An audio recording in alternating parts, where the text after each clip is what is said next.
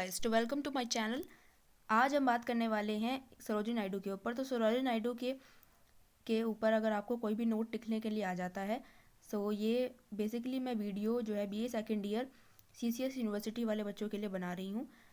तो इसमें आपको क्या करना है, अगर आपको सरोजिनी नायडू जो आपका लास्ट चैप्टर है सेकेंड बुक का, Indian writing English and poetry का, सरोजिनी नायडू के ऊपर है। उसमें जो जो चैप्टर्स हैं आपके इंडियन वियवर्स और पेनकन बियरर्स, सो उसमें अगर पोएट के ऊपर आपको कोई भी नोट लिखने के लिए आ जाता है, तो आप किस तरीके से आप अपने क्वेश्चन को एक इफेक्टिव वे में लिख सकते हैं, सो उसी के ऊपर मैं बात करने वाली हूँ।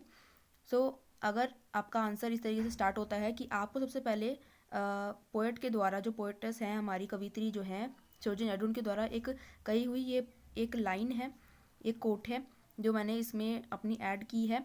सो सबसे पहले आपको ये कोटेशन डालनी है। कोटेशन क्या है? The new has come and now the old retires. ठीक है, ये उनके द्वारा कही हुई एक कोटेशन है जो इसमें एड ऑन हुई है सबसे पहले, ताकि आपका एक क्वेश्चन का रिप्रेजेंटेशन जो है वो अच्छी हो जाए। देन आप अपने जो है कोई भी इंट्रोडक्शन फिर उसके बाद स्टार्ट कर सकते हैं। इनको आप एक कोटेशन जो है वो आप बोल्डली तरीके से लिख सकते हैं। बोल्डली तरीके से लिखने के बाद ताकि एक इफेक्टिव वे में आपका क्वेश्चन जो है वो हो जाता है, एक लॉन्ग क्वेश्चन अगर आप लिख रही हैं। देन उसके बाद introduction. Sarojini Naidu was an Indian independence activist, poetess, and politician. She is often known as the Nightingale of India. She became the first woman president of the Indian National Congress in 1925. She was the first woman governor of Uttar Pradesh, जो जिसको British empire में United province कहा जाता था।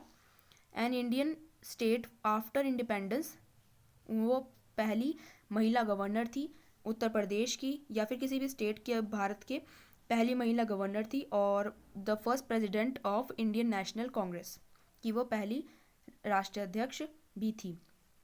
Then early life and education. Sarojini Naidu was born on 13 February 1879 at Hyderabad in a Brahmin family of Bengal. Write a critical note, ये तो फिर से वही आ गया। Born 13 February 1879 in Hyderabad state, British India की जो हैदराबाद की जो राज्य था वो, उसमें उनका जन्म हुआ था। Died on 2 March 1949 age 17, Lucknow, United province कहा जाता था उत्तर प्रदेश को। अगर हम ब्रिटिश एम्पायर की जब हमारे बात करें, ब्रिटिश के राज में हमारा इंडिया जब था, देन उस समय में यूनाइटेड प्रोविंस कहा जाता था उत्तर प्रदेश को। नेशनैलिटी इंडियन है। Political party Indian National Congress की सदस्य रही हैं और उनकी राष्ट्रीय अध्यक्ष भी बनी हैं ये, पहली महिला राष्ट्रीय अध्यक्ष। स्पाउस, उनके जो पति थे उनका नाम गोविंद राजलू नायडू था। सरोजिनी चट्टोपाध्याय था इनका पहले नाम, क्योंकि इनके फादर का नाम अघोरनाथ चट्टोपाध्याय है। तो और मैरिज के बाद ये जो है सरोजिनी नायडू, उनको सरनेम इनका चेंज हो गया। Alma mater King's College London, Girton College Cambridge. Occupation इनका पॉलिटिशियन, एक्टिविस्ट है और पोएट है।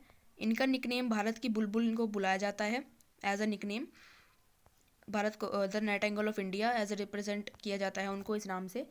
राइटिंग करियर, लैंग्वेज इंग्लिश रही है इनकी, और जर्न जो है लिरिक पोइट्री इनका बेसिकली रहा है। सब्जेक्ट इंडियन नेशनलिज्म, इनका मेनली सब्जेक्ट जो रहा है अपनी किसी भी पोइट्री का, वो क्या रहा है? इंडियन नेशनलिज्म रहा है। नोटेबल वर्क्स इनके द गोल्डन थ्रेशोल्ड और in the bazaar of Hyderabad, इनके नोटेबल वर्क्स रही हैं। Her father name was Aghorenath Chattopadhyay and her mother name was Varada Sundari Devi. She was a brilliant student and she pursued her education in Chennai and England.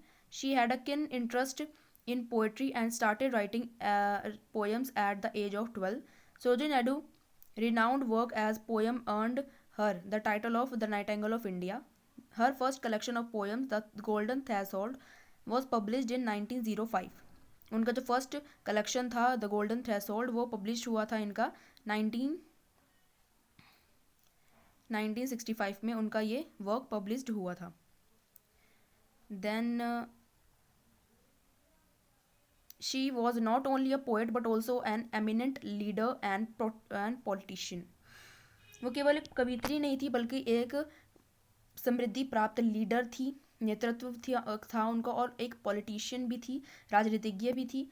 As मैंने governor, वो first governor थी ना उत्तर प्रदेश की, तो politician भी थी वो। इन्होंने इंडिपेंडेंस ऑफ इंडिया के इंडिपेंडेंस में भारत के स्वतंत्रता में अपना महत्वपूर्ण रोल निभाया है। गांधी जी की आइडियोलॉजी से वो बहुत ज़्यादा प्रभावित हुई हैं। She was influenced by Gandhi's ideology and devoted herself of India's freedom movement.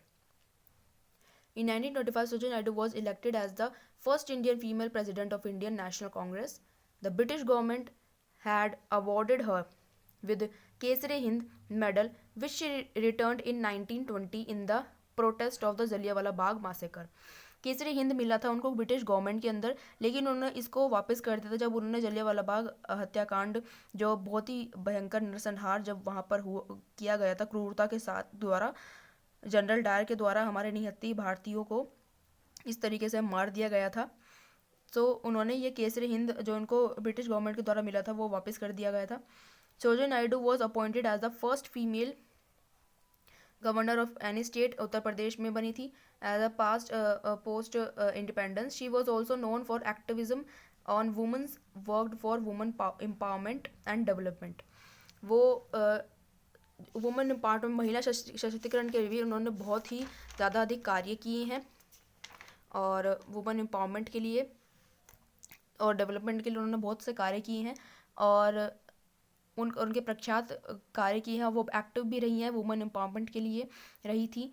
On 2 March 1949 our nightingale passed in the government house of towards government passed away at the government house in Lucknow, India at the age of 17। उनमें 2 March 1949 को उनकी मृत्यु हो गई थी।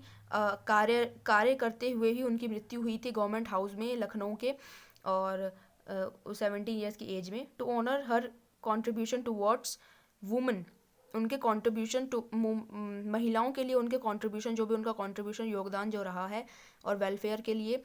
फरवरी 13 फरवरी जब उनका जन्म हुआ था, is celebrated as the national women's day. National women's day celebrated किया जाता है इंडिया में 13 फरवरी को, उनकी ही ऑनर में, क्योंकि उन्होंने वर्क बहुत अच्छे किए थे वुमेन्स के लिए। सो एंड देन फरवरी, ये तो हो गया। Sarojini Naidu as a poet, Sarojini Naidu is one of the greatest Indo Anglian poet. Indo Anglian poet क्या होता है? इंडो एंग्लियन पोएट ऐसे पोएट्स होते हैं जो अपनी भारतीय होते हैं, लेकिन वो इंग्लिश अपनी लैंग्वेज में लिखते हैं, इंग्लिश लैंग्वेजेस में लिखते हैं, तो उनको इंडो एंग्लियन पोएट्स कहा जाता है। Inspiration Sarojini Naidu was much interested in reading romantic poetry and Shakespearean plays. उनको शेक्सपियर्स के प्लेज और रोमांटिक पोएट्री पढ़ना बहुत ही अच्छा लगता था जब वो छोटी थी, और वो ऐसी सब शेक्सपियर के प्लेज वगैरह पढ़ती आई हैं, तो उनको बहुत ज़्यादा इंस्पिरेशन मिली है इससे। She was much inspired by Gandhi's ideology. The main theme, उनके जो वर्क की मेन थीम क्या रही है? Love for nature, beauty of nature, the translation of our nature, natural world, उनकी जो है वो मेन थीम रही हैं। ये सब ये मेन थीम रही है उनकी। Pain and death, patriotism for the India, religious themes, cultural theme, ये सब उनकी मेन थीम रही हैं।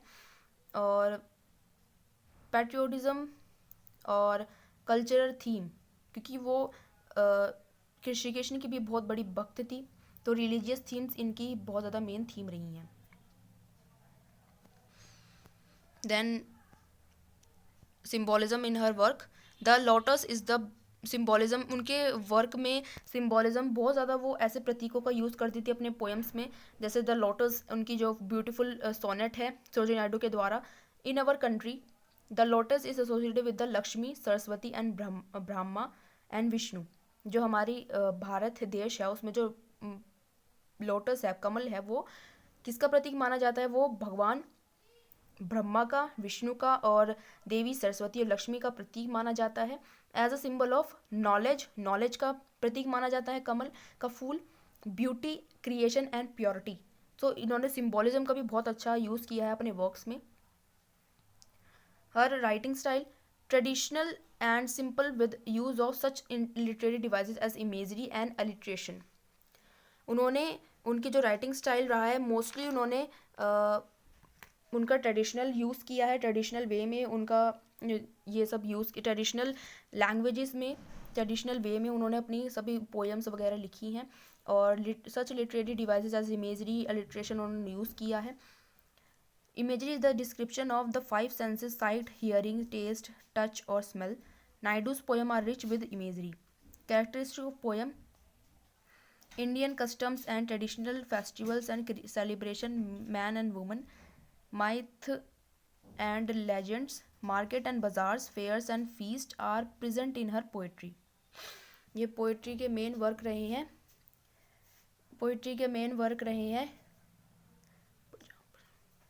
रिलीजियस थीम्स, उनकी वर्क में रिलीजियस थीम्स भी काफ़ी रही हैं। Sarojini Naidu is the great devotee of Lord Krishna, वो भगवान कृष्ण की बहुत ज़्यादा भक्त रही हैं, तो उन्होंने अपनी वर्क में ज़्यादातर रिलीजियस थीम्स को भी बहुत ज़्यादा अपनाया है। जैसे एक उनका उन्होंने ये लिखा है, Govinda Govinda Govinda Govinda, she becomes the English Meera Bai when she sings, my heart be your tent and your pillow of rest and a place of repose for your feet. ये इन्होंने लिखा है, जो इनका इसका ये मतलब है कि उन्होंने कहा है कि मेरा दिल आपका निवास स्थल है और मेरे जगह आपके तकिए के समान है और आप इस पर विश्राम करिए। तो उन्होंने श्री कृष्ण को ये सब याद करते हुए लिखा है, और ऐसे बोलते हुए वो इंग्लिश की मीराबाई के रूप में, ऐसे उन्होंने लॉर्ड कृष्णा की बहुत ज़्यादा डिवोटी रही हैं, तो उन्होंने रिलीजियस थीम भी उनके वर्क्स में देखी जाती है।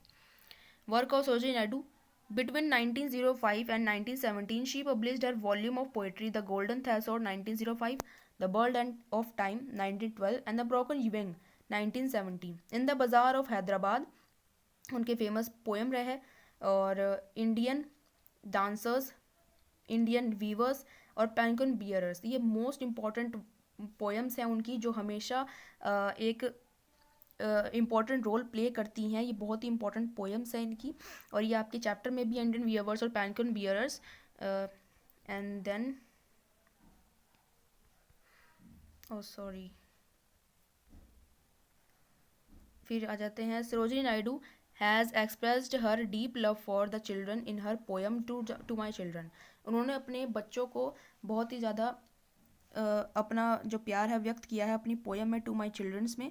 Language of Naidu's work: traditional and simple understandable language उन्होंने यूज़ की है अपने वर्क्स में।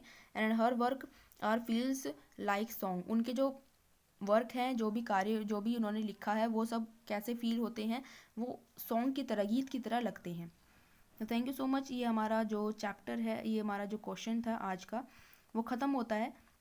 अगर आपको नोट लिखने के लिए आ जाता है तो आप इस तरीके से अपना, मैंने एक थोड़ा आइडिया बताया है अपनी तरफ से कि मैं किस तरीके से लिखती हूँ अगर मेरे को कोई क्वेश्चन आ जाता है। सो इसी तरीके से कोटेशन लिख देंगे, देन आप थोड़ा सा इंट्रोडक्शन के बाद उनकी थोड़ी अर्ली लाइफ और एजुकेशन, देन उसके बाद उनका थोड़ा सा जो करियर रहा है, अचीवमेंट्स जो रहे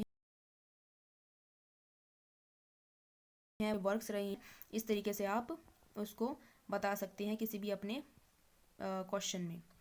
so thank you so much.